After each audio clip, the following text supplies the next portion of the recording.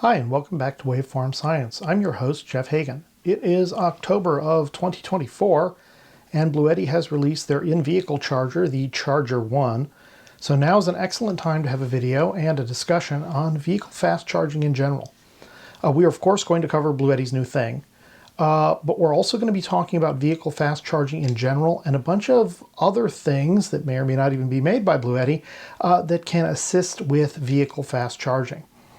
And definitions and a bunch of other stuff. But before that, let's do the disclaimer. So I did receive the Charger-1 as a review model in order to get the video done, mostly because the amount of time that I put into these, there's no way to get the video actually done if I wait for the unit to come out. So you guys would be waiting another month or so. So they did provide me one of these, and in this particular case, they're probably not getting it back because, as you'll see in the end of the video, the thing's going to get installed in my Jeep. So yeah, probably not getting it back after this one. But other than them providing the product, I'm not paid to make these. I don't work for them. I'm not a contractor. They don't give me any money. I have monetization on the channel turned off, so I'm not getting paid through YouTube either. I really make these because solar generators are, one, a heck of a lot of fun, and I enjoy playing around with them. And two, I think they really are the future of portable power. So it's useful to make videos on how these things work, what you can do with them, and really a technical analysis of how you can expect it to behave in the real world. Before we do anything else, let's cover the definitions here. Fast charging. What does fast charging mean? The only definition I've heard out in the wild, so to speak, in other words, the definition that I didn't come up with, is any charging rate that's faster than a cigarette lighter cord. I'm not actually terribly happy with that definition because it doesn't tell you what you need when you're actually out and about. Because when you're out and about, to be blatantly honest, you don't actually care what the charge rate in watts is. You know, that's interesting for mathematics, but it's not interesting for a practical, I'm going to use a solar generator while I'm driving around kind of use case. What you really care about is when you get to your destination, you've got a full battery. That's what you need. You're going to go someplace where you need power. And when you get there, you need to have power. So do you care what the charge rate is when you start? In other words, what the battery SOC is at the start of your charging? No, you don't really care. It could be dead. It could be half full. It could be completely full. When you get there, you want it to be full though. So you have to assume worst case scenario. You have to assume the battery's completely dead. So that means that the amount of charging you have to do is the full battery capacity. So let's say you have a Bluetti AC200L. That's got a 2048 watt hour battery. You're going to have to be able to charge 2048 watt hours. Just that's how it is. Because otherwise, then you're not going to have a full battery. And how long do you have to charge it in? Well, as we'll cover in a few minutes, the power that's actually in your vehicle only comes into the solar generator when the vehicle's moving. Generally meaning that you have to be driving around, in most cases anyway, for the solar generator to charge. So when we're counting the amount of time, we're counting wheels spinning, basically, that amount of time. Sitting in a parking lot with the engine off, that's not going to charge the solar generator, so that time doesn't count. So if you stop for lunch and you go in and get some food, and most people don't leave their cars running in the parking lot, assuming you turn the car off, that stops charging while you're eating. So when you're doing the math for how many hours, it really counts how many hours is the vehicle moving. So let's say you're going to drive around for 4 hours. Let's use that in our math for today. So 2048 divided by 4, you get a little bit over 500 watts for your actual charge rate that's needed to be counting my definition of fast charging. Let's say instead you have a tiny unit. Let's say you have an AC180, smallest unit Bluetti makes. And let's again say you're going to be driving around for 4 hours. Your charging wattage that's needed is dramatically smaller. In fact, in the case of the AC180, you can actually do that straight up from a cigarette lighter port. You can charge it dead to full in 4 hours from the cigarette lighter port, no problem. So really the definition of fast charging depends on how big your battery is and how long you're going to drive around. As the batteries get bigger, the wattages get bigger. So take a look at your equipment and do the math and figure out how fast you have to charge, because that's going to be one of the questions that I'm going to ask in the next segments of how fast do you need to go versus how fast certain devices can go. Before we pick what equipment we're going to use to fast charge our solar generator, let's consider what port we're going to plug into. And there are 3 possible input ports on recent model solar generators. The first input port is the solar input port, so named because it's designed to control solar panels, but can really be thought of as a wide-ranging DC input that has its own current limiter built in. So each solar generator model is going to have a lower voltage and a higher voltage range printed on it, and an amount of amperage, which is the max that it will pull. Going over the voltage range can actually damage the solar generator, so different solar generators need different input voltages. Critical thing to note on this particular connector. Also, because it is amp limited, you're going to be charging, where watts is volts times amps, you're going to be charging at a higher rate of power given a fixed amount of amps when the voltage is higher. This port can be an XT60 connector as shown here, which comes with the associated cable that plugs into it, which has MC4 connectors on the other end, where MC4 is what plugs into a solar panel. It can also be a DC7909, also sometimes called a DC 8mm connector, which of course again comes with the associated cable. Or you can have a custom connector, by the way, a WEPU connector, if you care to look it up what that is, which again comes with the associated cable. In all three cases, they're effectively the same type of input, just different types of cables. The next type of input that might be interesting is the AC input. This is going to take, instead of DC current, this is going to take AC current, similar to what comes out of a wall outlet, alternating current. Where the challenge here is that vehicles don't have alternating current unless you convert your DC current in the car to AC current. But the nice thing about the AC input is pretty much all your modern solar generators are going to have one. There's a few different connectors they use. It could be this computer style connector here, or it could be a custom round connector. In both cases, the thing about the AC input port is it just uses a straight through cable. It does not have an adapter on the cable itself. It's just straight through. The third interesting input type is the adapter input. This one is becoming less popular as solar generators get more advanced. The adapter input, as shown here on the side of my B300S battery, is designed to have either an AC adapter or a DC adapter plug into it. You cannot plug any sources, either AC or DC, directly into this port because this port goes straight into the battery BMS. This is depending on the charging circuitry being external. In other words, in the power brick itself is where the charger is. So it's going to have a power brick, and they make an AC power brick and they make a DC power brick. And you can have either one, AC or DC, by whichever one you prefer. But either way, if you use this input, you're going to be using a brick. Before we get into what will work, let's go through a few things that won't work, or at least won't work very well. First off, big, thick, giant wire on its own with no other parts isn't going to do the job.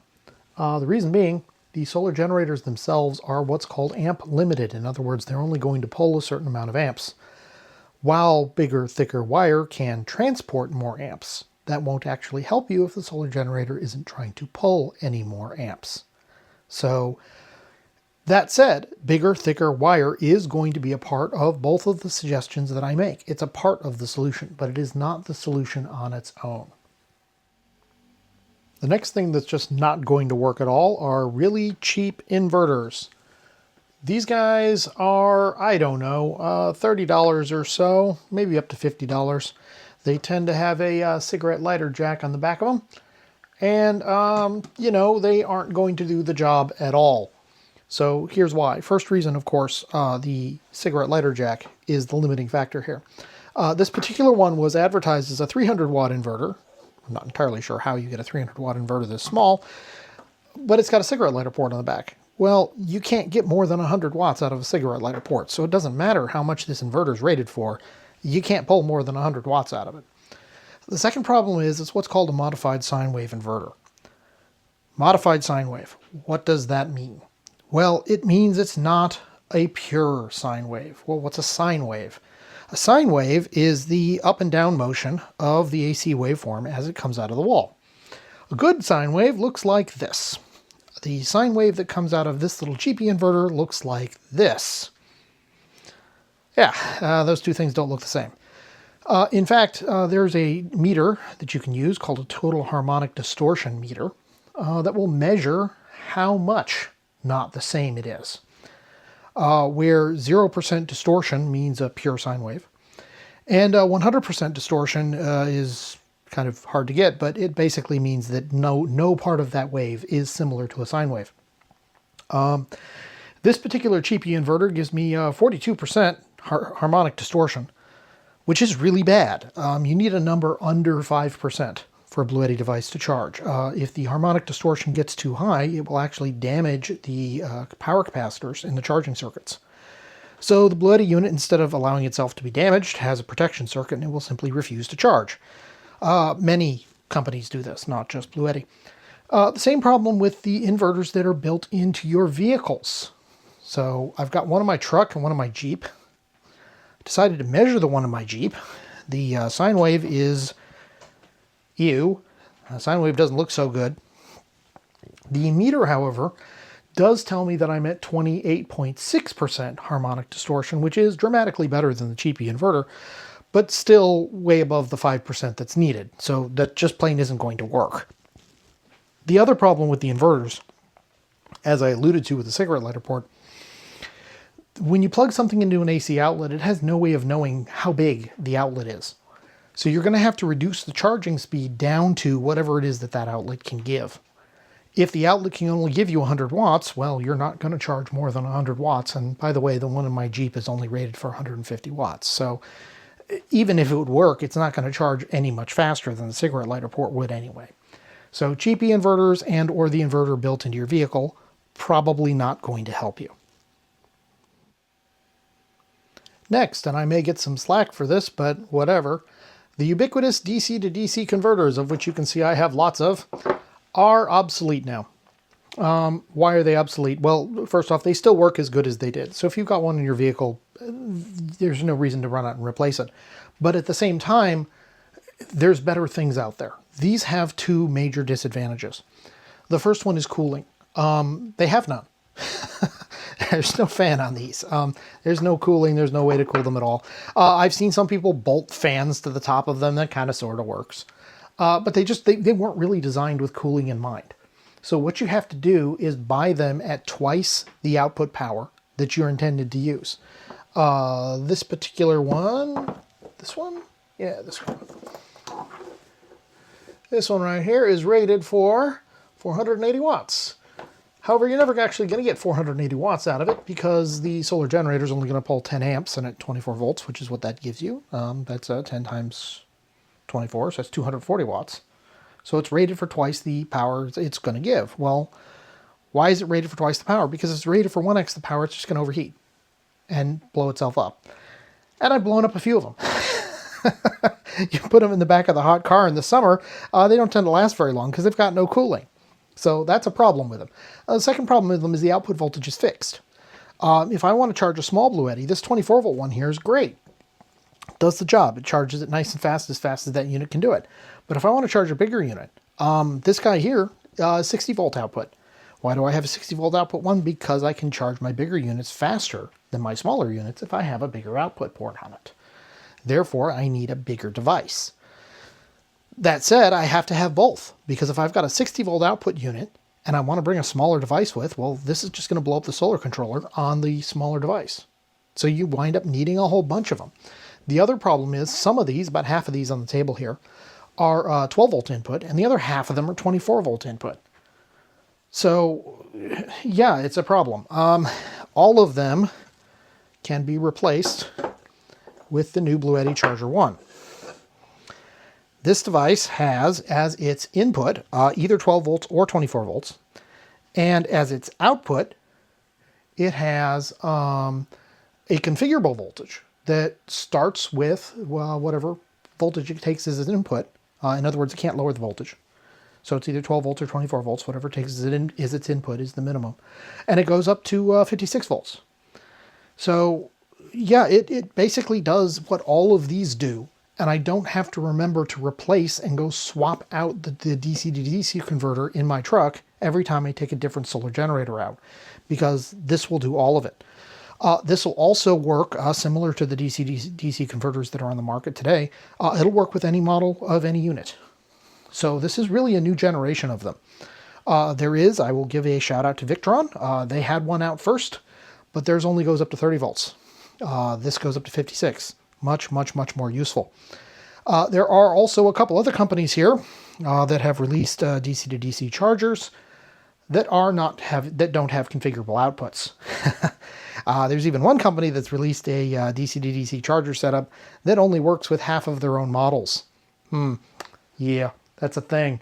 But this one basically replaces everything on the table, so that's kind of cool. All right, so what do I recommend for fast charging? Well, you've got a couple of options. As we said, we've got the AC input and DC input, so we've got an AC charger and a DC charger.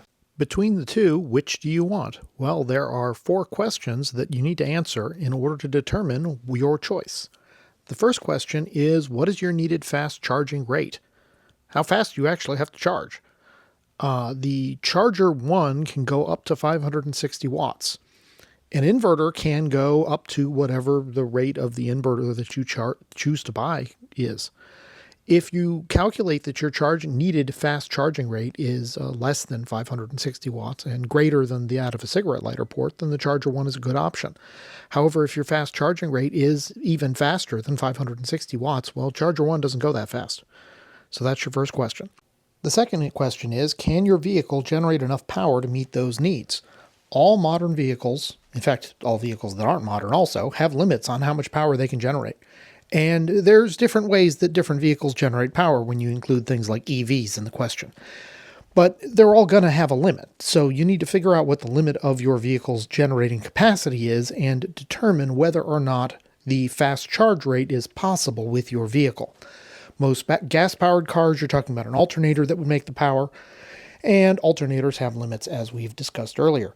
So make sure whatever charging solution you install is within the limits of what your vehicle can handle. If you install too much charging capacity, you're going to overload the vehicle, and that would not be good to have that overload happen while you're driving down the freeway.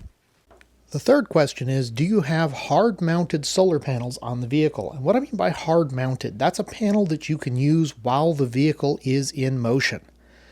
If you go camping and you set up portable panels on the ground next to your vehicle, which is an excellent option, which I do myself, by the way, this doesn't count as hard-mounted. Hard-mounted vehicles are when you have a panel physically mounted on the roof of your vehicle that you are going to use while the vehicle is moving. And specifically, you want to use these panels while you're also charging from the alternator. The challenge here is most modern solar generators only have a single solar input, meaning that you can't charge from both solar and a DC alternator input at the same time because you can't put 2 DC power supplies in parallel with each other that are not the same voltage. A solar panel is never going to meet the exact voltage that your alternator is putting out. So you just can't put solar panels in parallel with your vehicle charger. It's just not going to work. So if you do have hard-mounted solar panels, what you're going to want to do then is use AC charging, or decide that you're just not going to get any power out of your solar panels while you're moving. The last question to consider is, does your solar generator's solar input charge as fast as you need to recharge? In some cases, you may determine that your fast charge input, for example, in my case, I want to recharge an AC200L with 2 attached B300K batteries, and I want to do that in 4 hours. Well, the solar input doesn't go that fast. It's got a 1200 watt solar input on there. I need 2200 watts of charging for that number. Yeah, that ain't going to happen. You're not going to be able to get that much power into those inputs because the input is too slow. In that case, then, that really answers the question. The most recent generation of solar generators charges faster from AC than it does from DC. And that determines which direction you're going to go.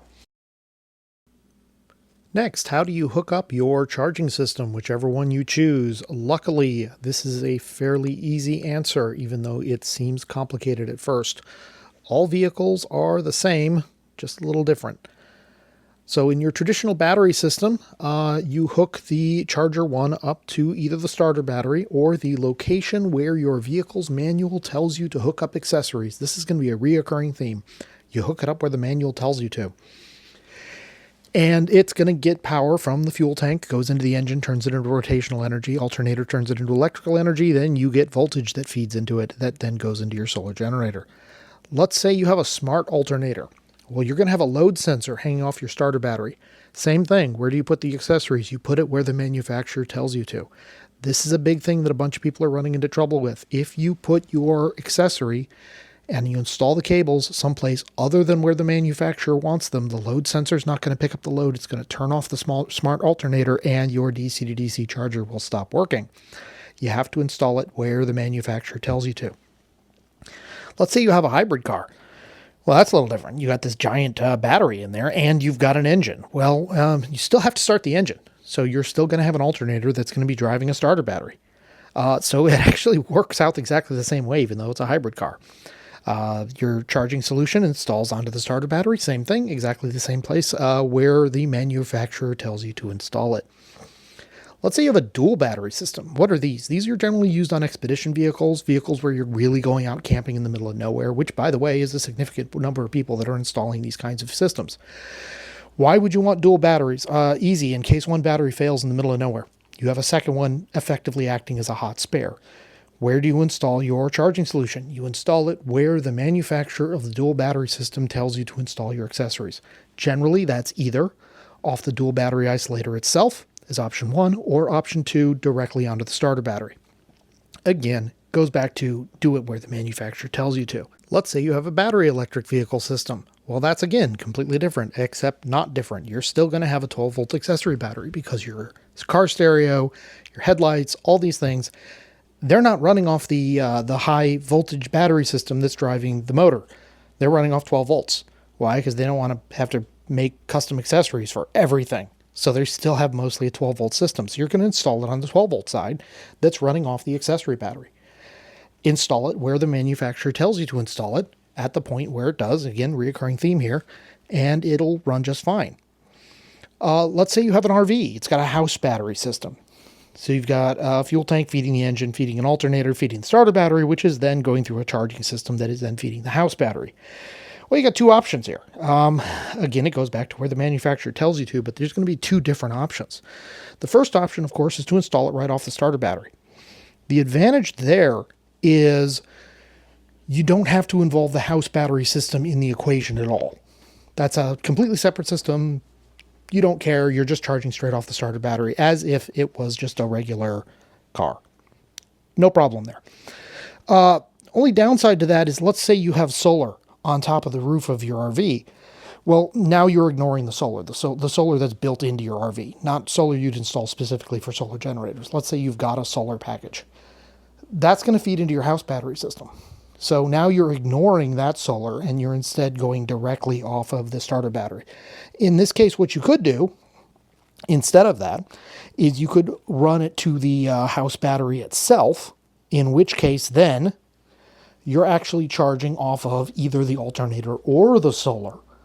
But in this case, you're going to have to be real careful not to overdraw your house battery because it's going to want to draw the voltage down on that. And you're going to have to change the settings in your charging device, especially if you're using Charger-1. You're going to have to turn off the adaptive mode to get it to keep going even when the engine's off. So it's a little bit more work there, but you can use the onboard solar if you need to. So first off, what do we need to actually hook it up? You can see I didn't use Bluetti's wiring harness that they did send me, but I didn't use for this use case because the wiring harness is far too long for this table. Wouldn't fit right. And because it's useful to show you how to make your own connectors. So they send you an output cable. I made my own. By the way, if you do decide to make your own, 12 gauge fits, 10 gauge doesn't. The hole is too small, so you want 12 gauge. For the input cable, what do we need for that? You need 6 gauge wire, mostly. 6 gauge, 6 AWG.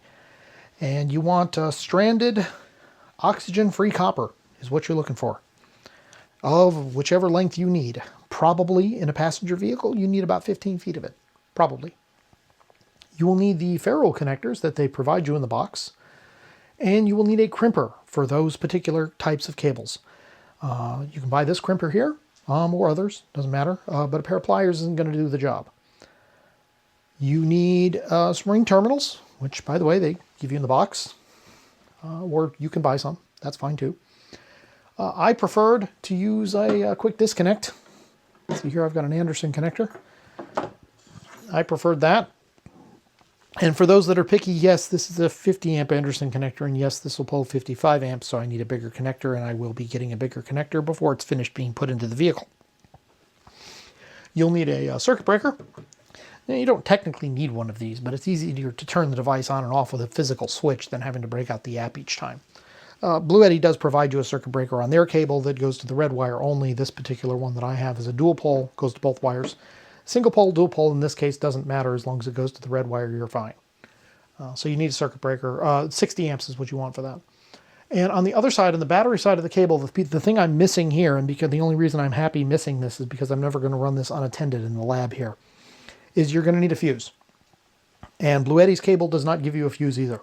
So you're going to have to put a fuse in your engine bay. Why? Because at some point, you may have the cable fray over time. And if the cable frays over time, you'll wind up with a very large amount of amperage shorting somewhere. And that could potentially overheat part of your vehicle and potentially start a fire. So you really want a fuse in the engine bay. Pretty much everything that you have aftermarket should have a fuse in the engine bay. It's easy to install and very straightforward. So that's what you need to hook it up. So what do we have here on the table? We have, of course, a car battery, car style battery. This is a lithium iron phosphate battery, but same idea, it's a car battery. We have a car battery charger. Why do I have a car battery charger? The Charger-1 is designed to run off of an alternator, which means that if I have a car battery just sitting there and I plug it in, it'll turn on, but then it'll turn itself off after half an hour later to prevent the battery from going dead. Very useful in a car, but very hard to bench test it if it keeps turning itself off. So I have a battery charger here to convince it to stay turned on. Then, of course, I have, this is wired directly into there, and that's wired directly into here, and then this will be wired into our solar generator to charge it, which I will do momentarily. All right, now before we turn everything on, we're going to connect to it in the app to make sure that it is in fact set to a proper voltage, because if the voltage is set too high and our solar generator is too small, you could blow up the solar generator. It does remember what you set it to between settings, by the way, so you don't have to constantly reset it, but it's useful as an exercise just to do it the first time. So what I need to do first, of course, is turn on my car, which isn't really a car, but it's a charger. So let's get that turned on.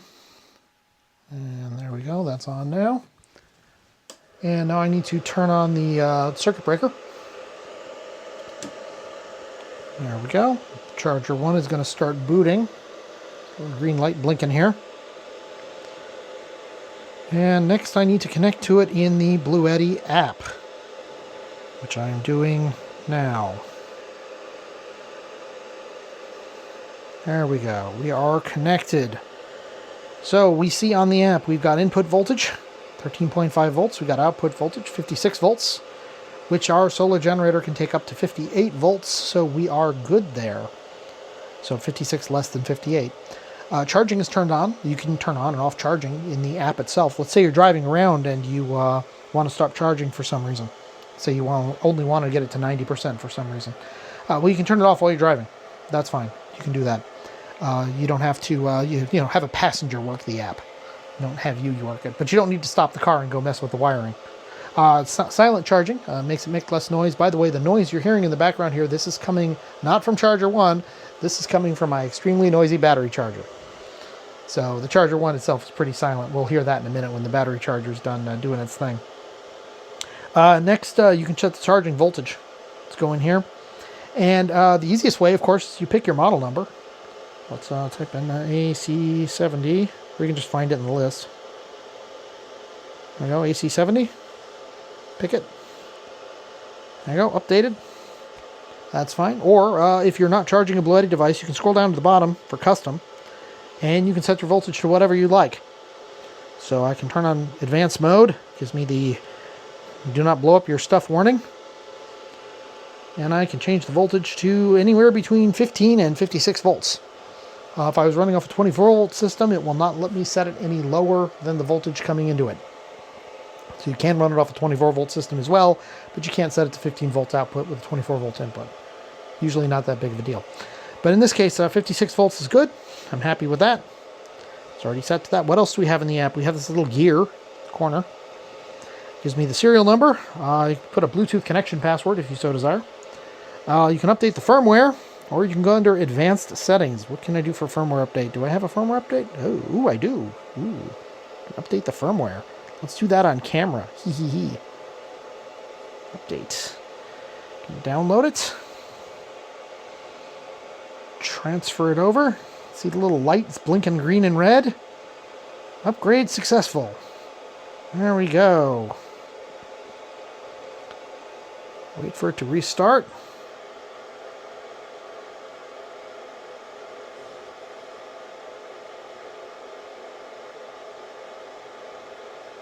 And we are reconnected. Very good. What else do we have in here? Advanced settings, adaptive mode. What does adaptive mode do? This is if you've got a smart alternator in your car. You might want to turn that off. Some smart alternators, what a smart alternator does, by the way, in case you don't know, is it turns on and off the alternator based on the needs of the vehicle. So it's got an amperage sensor on the outside of the battery, and that'll slightly change where you have to install your stuff, by the way, if you've got one of these. And it tries to figure out how much power your device actually uses. And based on how much power it actually uses, it turns on and off the alternator. So Bluetti's adaptive mode doesn't play nice with some of the smart alternators because they're both trying to be adaptive at the same time. So you may have to turn it off. There's not really a huge downside to turning it off, except that it turns itself off slower. That's basically what it does. It bases it off the voltage of the battery instead of trying to detect that the engine is on or off. So it takes longer to shut down if you leave it off. But not too big of a deal either way. It makes it compatible with more vehicles, so that's a good thing. Leave it on if you can. If you have to turn it off, you turn it off. There we go. My battery charger has finally kicked off. So now we can see the actual background sounds here are nice and quiet. Very good. So we've got it set to 56 volts. Give me a moment here. Let me grab a wire and we will get everything connected up. All right, let's go ahead and hook it up and try it now. You can see I've turned off the Charger-1 at the circuit breaker here. Not usually a good plan to plug in live wires. Plug that in. There we go. Now I've got the Charger-1 is connected to the AC70 here. Let's go and flip the circuit breaker. Get it charging. There we go. Our Charger-1 is booting. And after a second, it'll start charging. Now my battery charger is on, but it thinks that the voltage is high enough, so it's not actually going to put any power into the system right now. But Charger-1 is happy enough with the voltage coming out of it. There we go. 430 watts going into AC70 here. So how noisy is this?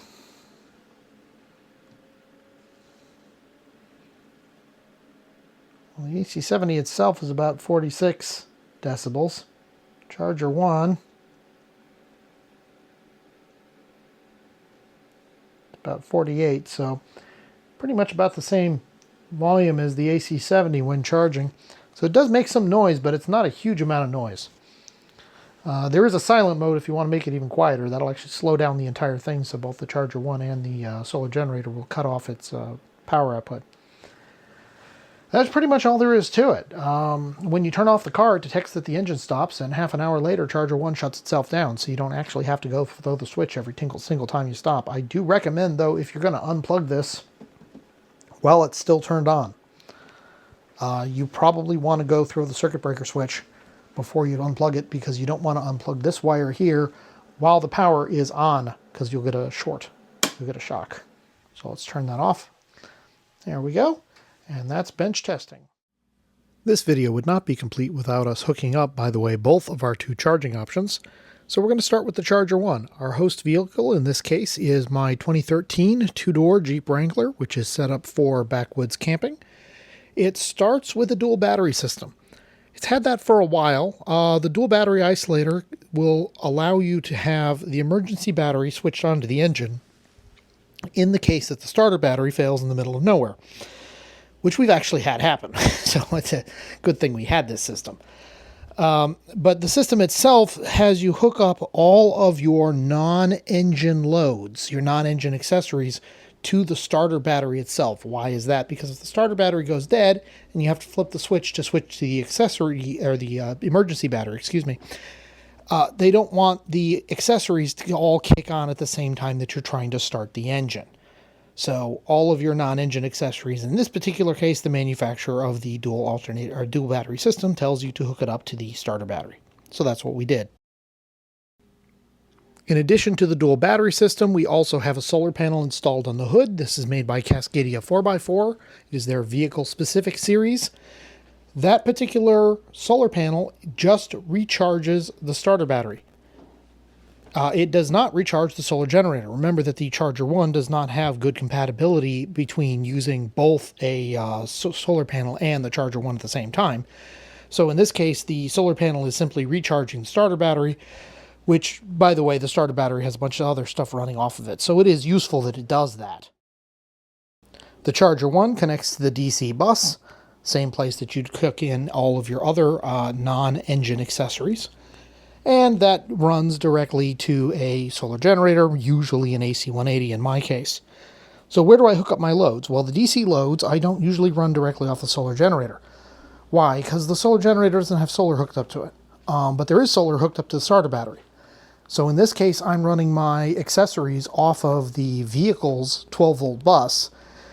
And, you know, on rare occasion, I'll use the cigarette lighter output port from the solar generator for some other purpose. But primarily, it's actually the vehicle that's running all these things, and the solar panel on the vehicle is keeping the battery recharged. AC loads, where do I run those? Of course, off the solar generator itself. I don't have any kind of AC wiring hooked up. Again, it's a two-door Jeep. It's not a big enough vehicle to need that. So I plug all of my stuff directly into the front of the AC 180. Looking at how I have things hooked up in the engine bay, you can see the two batteries here. You can see the solenoid for the dual battery system. And at the very top, this big thick wire here that I'm pointing at right now, that's the one that's running over to the Charger-1. That goes to the other side of the engine bay. See it at the top there. Running around and down behind and underneath the firewall. We're not trying to push that thick of wire through the firewall. I actually just go underneath the driver's seat, and behind it is where it pokes back up. You can see it right there. I have my 175 amp Anderson connector, which is honestly way bigger than it needs, but first I had the 50 amps and those weren't big enough. So this is a much bigger connector than is necessary, but it definitely does the job. And you can see I have Charger-1 hooked up down here at the bottom.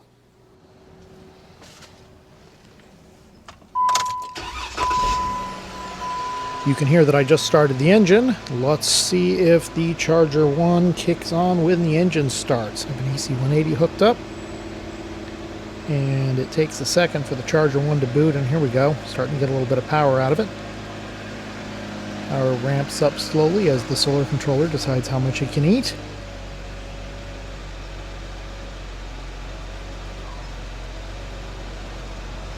And there we go, 500 watts, charging at full speed.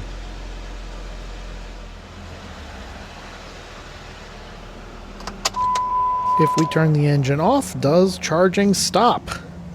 It's an important question to keep the car battery from going dead. It should stop on its own after a second. See, it's starting to spin down here.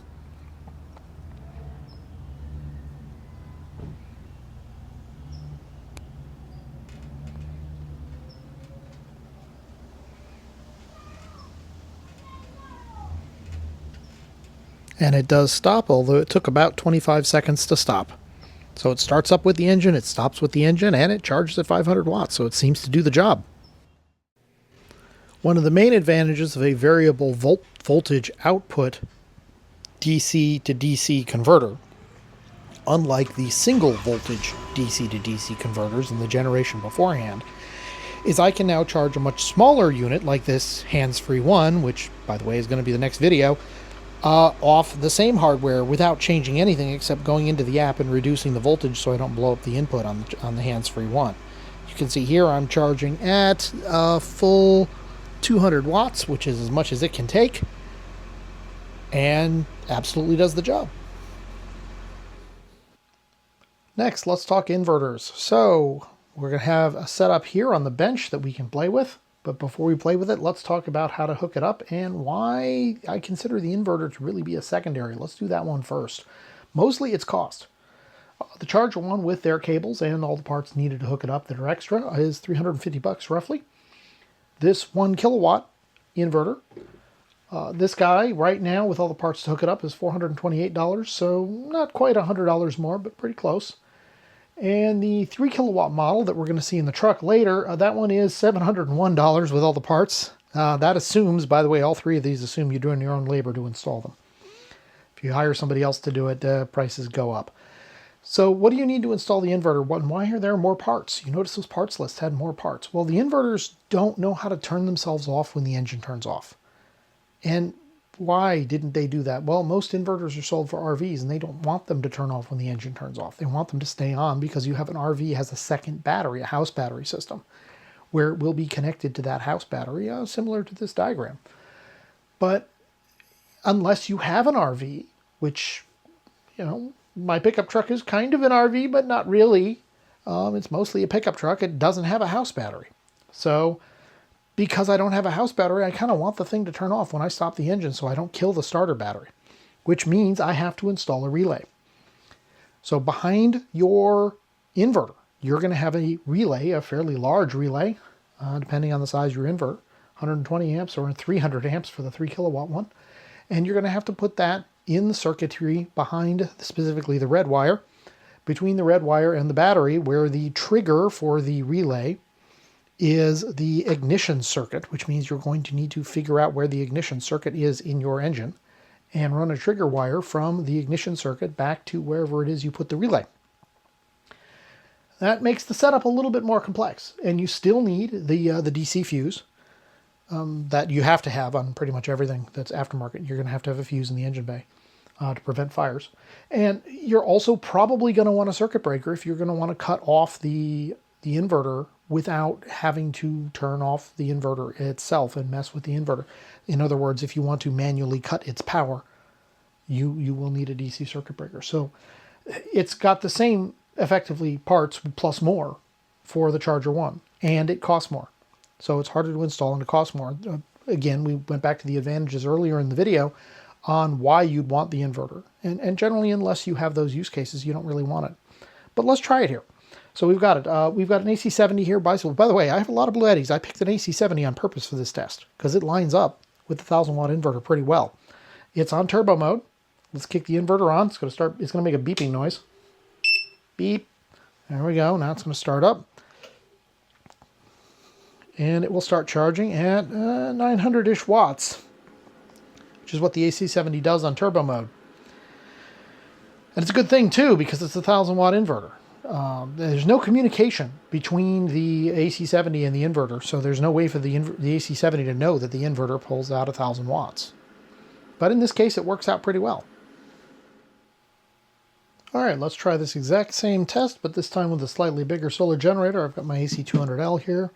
This is set to the default charging modes, straight out of the box. And I've got my 1000-watt inverter here. I've got my battery. I've got my sample alternator, my fake alternator, which is the battery charger. Exactly the same setup as before. I'm going to turn on the inverter. It's going to get a single beep to start it up, and then we're going to see something happen.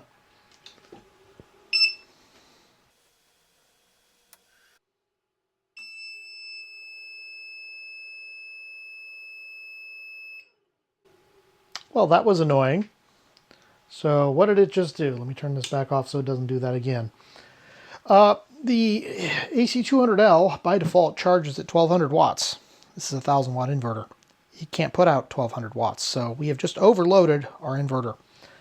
There is a fix for it to make it more compatible. What you have to do is go into the app for the AC200L here. And we are now connected. And you go under the settings, go down to advanced settings, find max charging current of grid right there. And we're going to turn that down. So in this case, we're going to set it to 8 amps. There we go, 8 amps. And that's going to give us 120 times 8. Well, let's do 7 amps just for sure. I want to make sure that that's less than 1000 watts. Because if it's more than 1000 watts, it's just going to overload the inverter. So we should turn it down. Now it's at 7 amps. Now I should be able to turn the inverter back on, get a beep. Beep. And in a second here, it'll start charging. There we go. Charging up. Now it's not complaining. The inverter is not beeping and dying. And charging is happening just fine. So there is some configuration for the inverter side, but the configuration is on the solar generator side. Where does this become awkward? If you have solar generators like, say, the AC-180, which has a 1150 watt turbo mode, a 1100, a little bit over 1000 watt standard mode, and a 200 something watt silent mode. That one's just awkward with a 1000 watt inverter. So check the speeds of your various charge rates. I have charge rate graphs for most of the modern Bluetti devices. They have been posted to the Facebook groups, or you can bug me and I can send them to you. No issue there. For your specific device to see how much power it's going to pull, and make sure that the cutoffs are not in awkward locations for your specific inverter.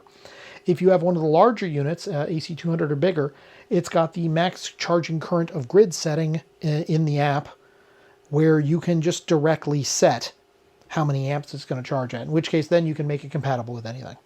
But there is a little bit of configuration involved, and hence setting up the inverter is more complicated than the charger. The DC charger, you simply pick your voltage and you're good to go. You don't have to mess with all this stuff.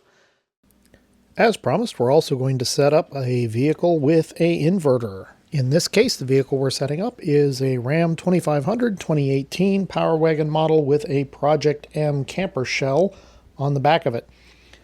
The Project M shell itself is empty inside, unlike many other four-wheel campers that come with furniture. The purpose of that is because we also use the truck just to haul stuff, so it needs to be able to do that.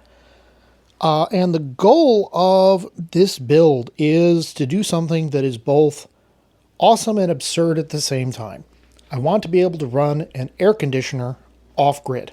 Air conditioners pull quite a bit of power, which implies that we're going to need quite a bit of battery power.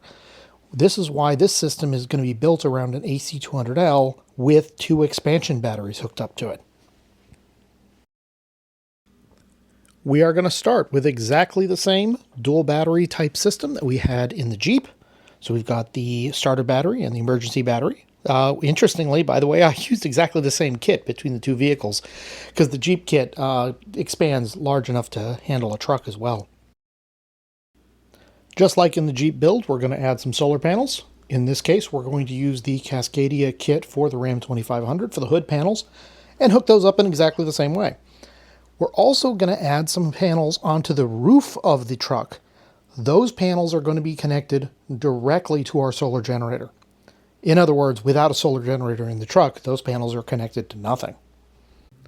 The solar generators we're going to use here is an AC200L with 2 attached B300K batteries.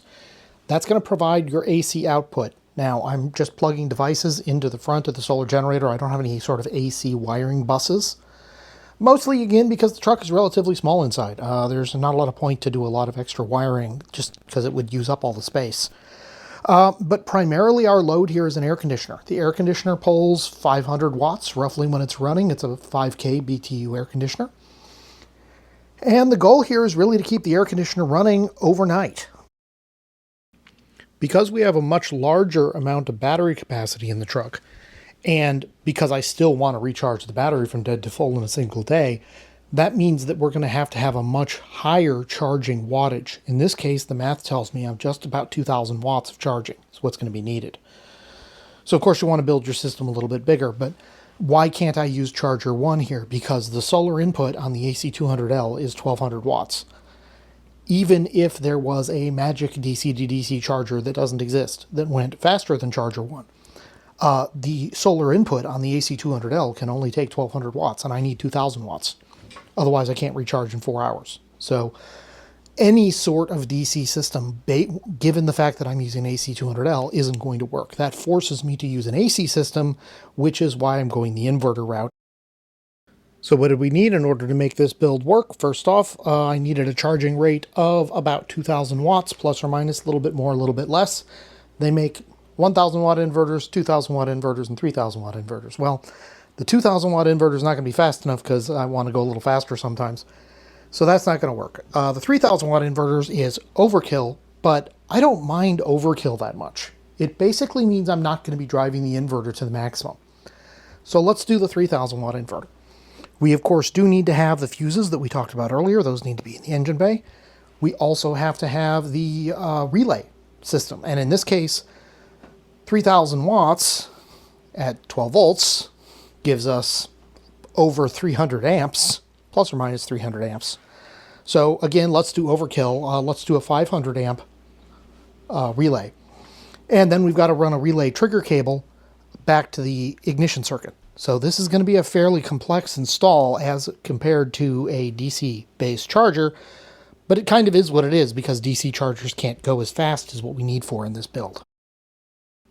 The build as it's described so far will run the air conditioner and will recharge, but it does have a problem. It has two DC circuits. The vehicle itself has a DC circuit, and the solar generator has a DC circuit. And interestingly to note, my Jeep build has the same problem. There's two DC circuits. You can't connect anything from these two DC circuits to each other. This was actually a problem with the solar generators that had the 30 amp 12 volt output, like the AC200 Max had this issue. You could get a lot of DC, but you couldn't back connect the DC output back to your main battery because those two 12 volt systems are not going to operate on exactly the same voltages. So you just wind up with problems. That and just feeding a power supply direct into a battery without a charging circuit is really bad for the battery. So what is the solution here? The solution is, Bluetti introduced it a while back, the D40. The D40 is a DC to DC battery charger that runs off a solar generator and will recharge an external battery. Well, what do I have in this case? I have an external battery. It's my starter battery. So the D40 is going to recharge the starter battery. Interestingly, the solar panels on the hood are also going to recharge the starter battery. There's no problem hooking two chargers up to the same battery at the same time. In this case, what typically happens is the D40 overrides the hood-mounted solar panels if they're both on at the same time. So during the day, you don't really want the D40 on because you want to have the starter battery recharging off the hood panels. And at night, you do want the D40 on because then you're running your system off your battery. So that works out really well.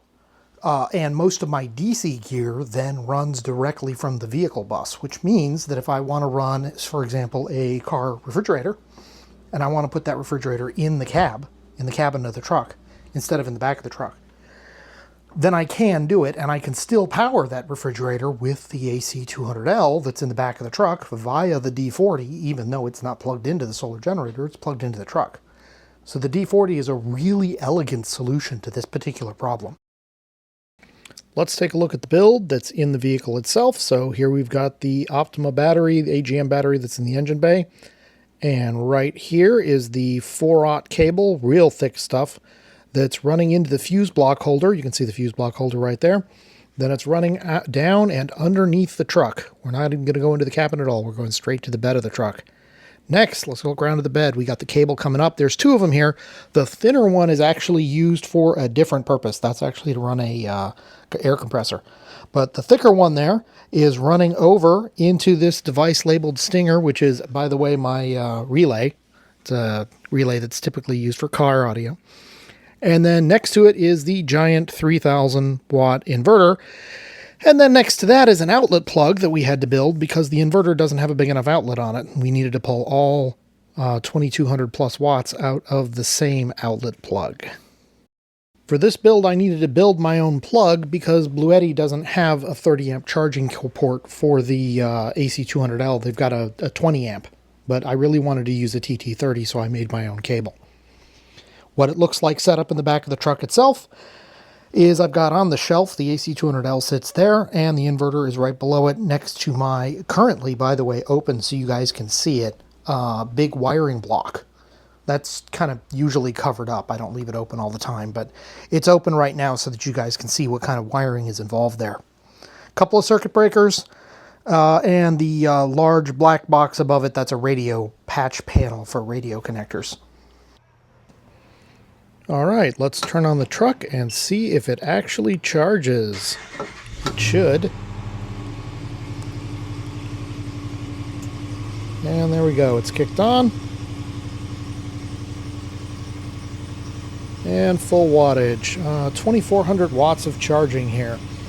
By the way, 2400 watts divided by 12 amps, you get 200 amps being pulled out of the alternator. We're not talking small numbers here. 200 amps is a lot, by the way. So if you've got a smaller vehicle, passenger car, for example, Honda Civic, let me pick that one as an example. A Honda Civic does not come with a 200 amp alternator. You're going to overdraw the alternator of the vehicle and the engine will shut down.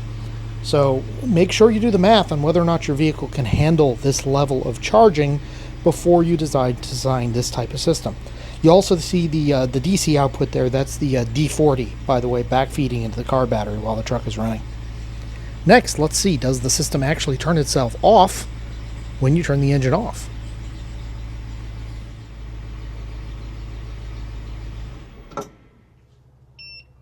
And of course it does cut off the power as soon as you turn the truck off, the reason being that the ignition circuit is run to a relay that is in the power side of the inverter.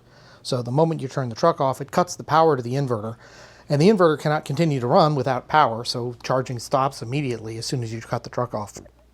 So I believe we have covered what we needed to cover. We have covered a definition of fast charging because I haven't heard one made up by anybody else yet that makes sense. So hopefully this definition catches on. We have covered the math behind how to do that. We have covered determining the sizing of your charging system. We've compared AC charging systems to DC charging systems, including some stuff that doesn't work and some stuff that does work. We've gone into detail on designing 2 example systems and shown the 2 example systems working in real vehicles. This video has the notoriety being the video that has taken me the longest to make. Primary recording on this video started back at the end of August. So more like 2.5 months to make this one. We have over 300 digital artifacts that went into the making of this video. So complex. And we have 2 different vehicles that we've modified for the purpose of this video. And by the way, I'm going to keep them modified because I did it right. I didn't just do it for a video. So we built up the charging infrastructure in my camper vehicles really while recording this. So I've learned a lot myself by making it. So why do I make these videos? Certainly not making them for money. Bluetti doesn't pay me. I'm not a contractor for them. I'm not a payroll for them. They get no money from them. They do provide some of the gear. In this case, the Charger-1, they gave it to me before it came out because otherwise I'd still be working on this video. It took me 3 months to make this thing. So they do provide that, and a couple of the solar generators you've seen were reused from prior review videos because they didn't ask for them back in that case. Renogy, who made the inverter, they were not even consulted on this video. They have no idea I'm making it. I don't work with their product managers at all. I wouldn't mind, but you know, they just currently don't do it. So they definitely didn't provide these as units. That was all purchased by myself. And a lot of the other parts that you're going to see, all the wiring, all the install, all of that, none of that was provided. So why do I make these? Mostly because it's fun to make. I enjoy making them. Hopefully you enjoy watching them. And hopefully we've all learned a little bit, myself included, while making the video. So as long as we keep having fun doing this, I'll keep making the videos, and subscribe and tell your friends. Thank you all.